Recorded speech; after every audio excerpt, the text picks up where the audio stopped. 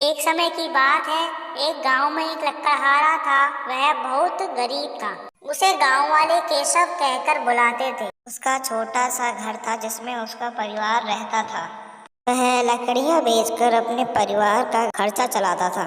एक दिन केशव नदी के किनारे पेड़ काट रहा था। अचानक उसके हाथों से कुल्हाड़ी छूटकर नदी में गिर गई। नदी बहुत गहरी थी, जिसके कारण कुल्हाड़ी का निकलना असंभव था।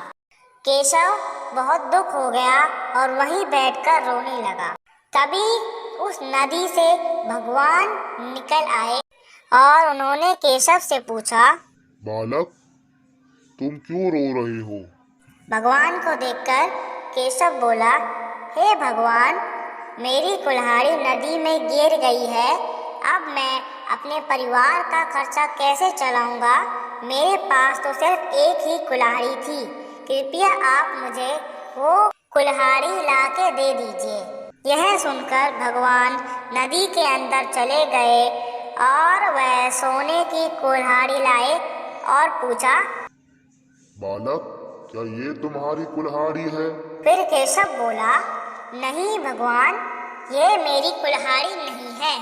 यह सुनकर भगवान फिर नदी के अंदर चले गए और अब की बार वह चांदी की कुल्हाड़ी लाए और पूछा, बालक, क्या ये है तुम्हारी कुल्हाड़ी? केशव ने कहा, नहीं भगवान, मेरी कुल्हाड़ी तो लकड़ी की थी। आप मुझे वो लाकर दे दीजिए।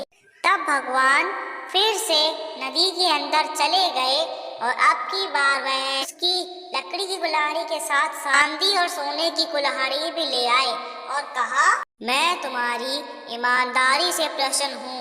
ये लो, मेरी तरफ से तुम तीनों कुल्हाड़ी ले लो।